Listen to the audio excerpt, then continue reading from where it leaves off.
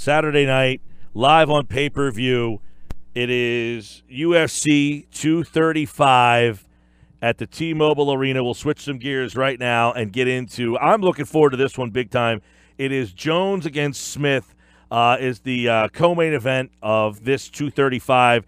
Anthony Smith, who was going to jump here on the Boardwalk Honda hotline, the UFC light heavyweight championship. Many people regard, obviously, Jon Jones, a monster name in this.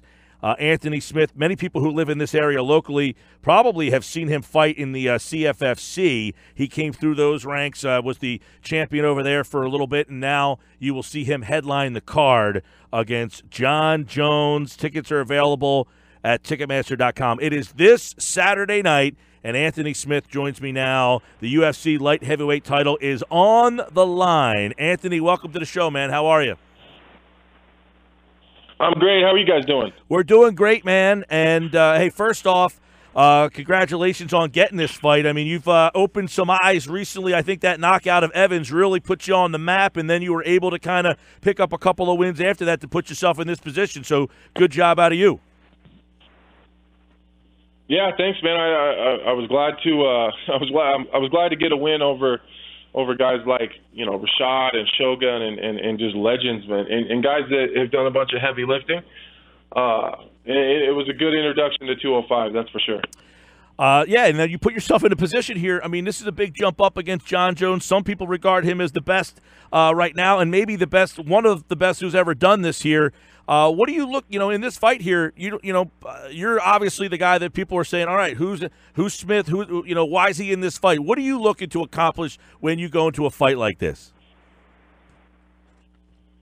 Man, I'm just looking to get in and get out with the world title. That's as basic as it comes. I don't overthink it. We know what Jon brings to the table, and we know my skill set, and we know what I'm capable of, and that's it, man. I'm just going to go in and strip the name and the face away from the body, and let's go run through that body. Now, interesting, 18 knockouts, 11 submissions, 29 of your 31 wins are stoppage. When you watch Jon Jones in his fights, recently Gustafsson won, Gustafsson 2. When you look at those two recent fights and then some of his other stuff, because he's had a lot of layoffs here, where do you see his vulnerability?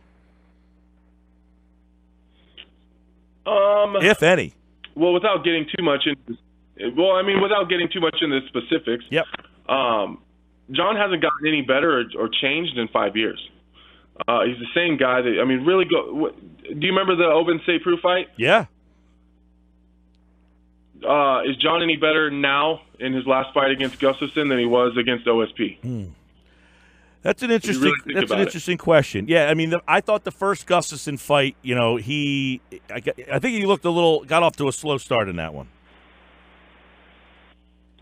Yeah, for sure. But I just don't see any new wrinkles to Jon's game. Jon, there's things you can look at that Jon does that he's been doing since day one that he still does. There's holes that he had day one that he still has. And he can't change that in 8 weeks. Jon absolutely has tendencies. Jon absolutely has holes in his game. Just up to this point, no one has had the ability to take advantage of them, and I believe I'm that guy. Yeah, he has the most significant strikes landed in UFC light heavyweight history. He's a guy that likes to be dynamic. Do you anticipate that he tries to come right after you and get this thing over? You're a guy who likes the first round finish too, 17 times. Do you think he comes right after you and tries to dispose of you early? Not a chance. Not a chance Jon Jones walks across that octagon and stands in front of me and actually wants to get into a fist fight. It's just not going to happen. I would welcome that if that's what he was going to do, but it's just not going to happen. That's not how Jon fights, specifically against guys who are as dangerous as I am. I have more finishes than Jon has fights total. And that's just the simple facts of it. And Jon knows that. He's a smart guy. He's got a smart team behind him.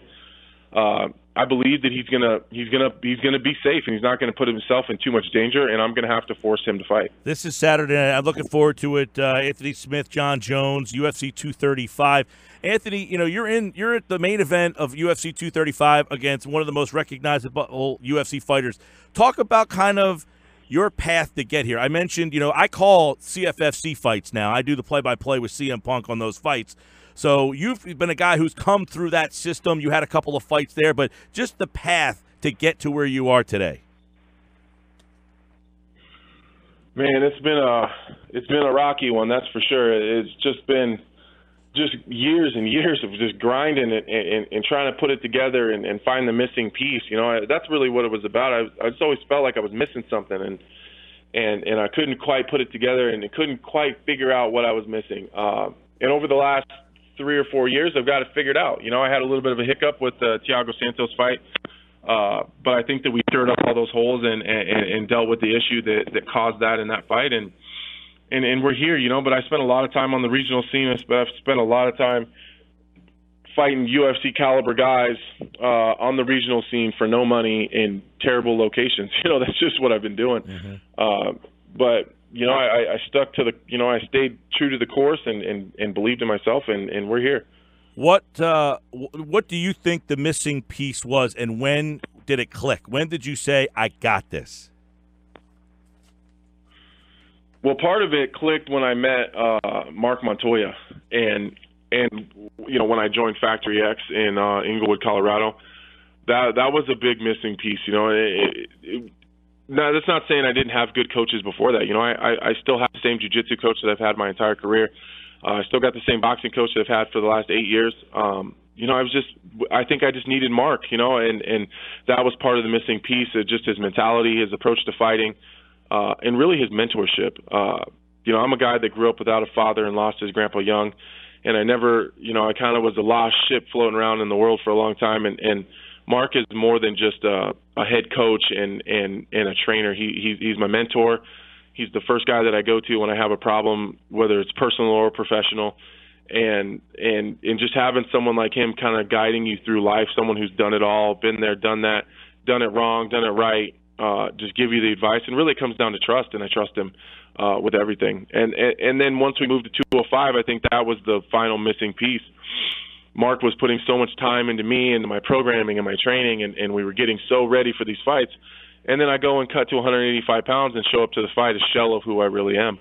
And once we were able to spend an entire training camp together, not cutting weight, not calorie deficient, not waking up every day miserable and just feeling terrible and not super focused and not wanting to be at practice. And now I show up, I'm refreshed, I'm recovered, I feel good, I'm happy, I'm in a good mood, and I'm really able to tune in and really focus on the things that Mark is talking about and what we want to do. So now I'm spending an entire training camp focused, and I'm not doing that terrible weight cut, so now I'm able to execute all the things we've been working on. Which I could tell, Anthony, because, when I call the fights for the CFFC, they try to tell us to get there earlier because the guys are miserable by the end of the week. Like, you seem like you're in pretty good spirits by now. Yeah, I feel great, man. I'm having, up until I moved to 205, I didn't even know that fight week could be fun. I spent 10 or more years miserable. I've been miserable for 10 years during fight weeks, and it was a bit of a weird thing for me when I first moved up. It was kind of like I didn't know what to do because I'm used to spending 4 and 5 hours a day in the gym and to burn off calories, and then I'm in the sauna, and then I'm tired, and I don't want to talk to the media because I'm grumpy, and right. And then I'm eating very little, and then you just do that over and over and over until you just shrink yourself down like a raisin. And now I'm like, I get to go out, I get to hang out and check, whatever country we're in, I get to, eat the local food and hang out with the the locals in that city or that country or whatever. And I don't despise talking to the media because I like talking to the media. That's kind of my thing, like I enjoy having these conversations, but when you're cutting weight like that, you can't. And I'm just happy overall. My my home life is better during training camp. I'm just a happy guy right now. Yeah, you sounded. Anthony Smith is getting to fight Jon Jones. You get a chance to be happy at the end of that fight. He is 14-0-1 in his last 15. You are 14-2. Two streaking guys going at it. Saturday night, UFC 235. Jon Jones, good or bad for this sport? I don't know. That's up to everybody, right? I mean, I guess it's good to have names like this on the card. He's gotten himself into some problems in his background, but you get the opportunity to kind of make it a much bigger name for yourself on Saturday night. And obviously, I'll be tuned in. I can't wait to see it. It's a good card, too. Woodley's on the card. Anthony Smith right here on the Sports Bash. Anthony, man, we wish you luck, man. Thanks a lot, guys. And, sometimes I would like to get back out to the CFFC, man. I really enjoy the show. I really enjoy Philly and the East Coast as a whole. So maybe after this fight we can head out there. Yeah, I know they're having a card actually Saturday night, and after the fight is over, they're having a watch party to watch you fight. Oh, that's amazing. Yes. That's awesome, man. Yep, the fight is at Parks up in Philly, and after the card is over, they're going to set up a room and watch the card and watch. Last week was another. It was Aljamain Rivera was the last card. Those two guys were two CFFC guys who fought each other, and they had a big viewing party for that too. So a lot of guys coming through that regional area. Yeah. Big things happening for the CFFC. I mean, I think it's becoming one of the feeder organizations for the big shows, and I'm happy to see their success, man. I really am. They got a good play-by-play man. That's why. That's what I hear. Anthony, man, good luck, man. We'll be watching. All right, man. You guys take care of yourself.